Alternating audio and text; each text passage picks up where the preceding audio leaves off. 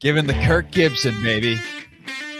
Chicago Cubs victorious again, 16-6. They take down the Cincinnati Reds. That's back-to-back games where it looked like a football score. 20 runs on Tuesday night. They followed up with 16. Once again, at the end of the game, it was softball. It was batting practice with balls going into the baskets left and right. Happ with a couple, Suzuki with one. Jeimer Candelario cannot get out as a Chicago Cub. Candelario has been incredible right now. What a game, man. What a game. You texted me when it was 5-5 and you said, fire up the emergency studio because we're going to talk about a really good baseball game. Instead, we're talking about just the unravelment of the Cincinnati Reds. Look, I mean, when you go out and make these moves and you decide to buy into the team, it's up to the team to respond to that. And we saw them just absolutely dismantle the Cardinals, which was fantastic, and then the White Sox, which I loved. But the Reds came to town, and this is a team that the Cubs have struggled against, right? And then you lose the first game, and Stroman, who went on the IL today, really kind of, you were out of the game before you even knew what was going on, and then you're like, hey, can the Cubs even beat these guys? Maybe they needed another week to decide if they should sell or buy. And then the last 2 days have been unbelievable. 36 runs in the last two games for the Cubs. Yesterday they tied the team record for home runs. They're down by, a 3-run score, and then they're down again by 3. Christopher Morel with the big home run. And it was a fantastic night at the friendly confines. When it rains, it pours is the most perfectly coined phrase of all time, because it's this way with anything in life, whether it's just, the bills are stacking up and then all of a sudden you got a bunch of different things going on at the same time. And then someone, gets hurt or whatever it may be. It's just nonstop. Like when it rains, it pours, and baseball is the same way. And for the Cincinnati Reds there, specifically Nick Senzel, it was just a case of if you're on the other side and you're a Chicago Cubs fan, a player, whatever it may be, it's like, damn, this guy is going through it right now. That was tough.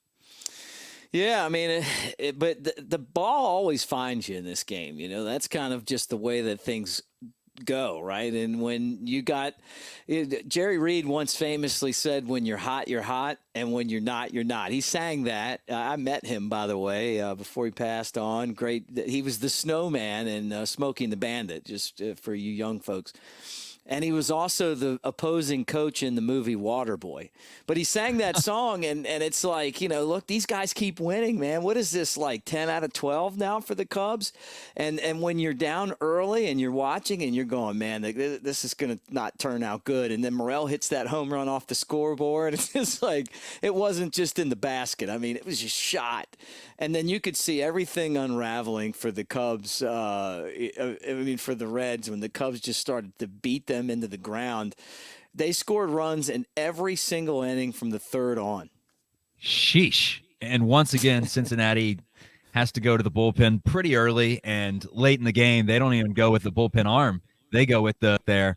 I mean, it's tough to watch. It is tough to watch a baseball game, or it's a lot of fun if you're in the ballpark.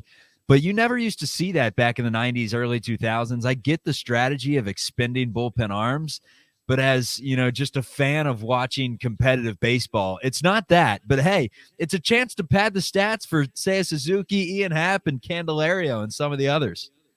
Yeah, let me talk about some of these guys. I mean, just kind of rolling through the box score, Nico with, the great defense. Morel hit the home run. We talked about it. That changed the game for me. I thought that was kind of the moment where I'm like, okay, the Cubs are in this. This isn't going to be another, Monday night game. This is different. Had a different vibe. Dansby with another crush. You mentioned Ian Happ, who I think's been playing really, really well. I mean, I just get this vibe that's like, get on my back and ride.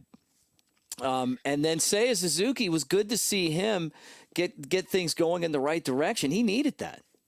Last guy that I wanted to get into on tonight's game was Jeimer. You mentioned it, 4 for 4. The dude's had 8 hits in the last 2 days. I mean, think about this. Like, he had 1 hit his entire Cubs career, and he comes in, and it's like, you think this guy's glad to be back to the organization that drafted him or, signed him and brought him up? James Tyon tomorrow for the Cubs. You mentioned the pitching matchup against the Dreamweaver. Here's a guy that they signed a 4-year contract to get, and he was supposed to be, healthy. He wasn't at the beginning of the year, and then everyone's like, man, maybe this was a massive mistake. And now all of a sudden the guy's like healthy, and he's been really good. He went back to New York and beat up on his old team. So the Cubs have a chance to take 3 out of 4 from the Reds. And look at this. I mean, this is spectacular. Now, all of a sudden, they're only 3 games back in the NL Central. And for the wild card, they're only 2.5 games back. So this roll that we saw, which started against the Cardinals and then went to the White Sox, back to the Cardinals, it's still going. I think the one thing that we need to tell everyone is like and subscribe. Make sure that you become part of the show. If you love the Cubs, like and subscribe, and don't forget, once we get to 1,000 subscribers, we're sending out a Ryan Sandberg autographed baseball. So somebody's going to get that. One of you guys is. So make sure that you like, subscribe, comment, share, and be part of the channel.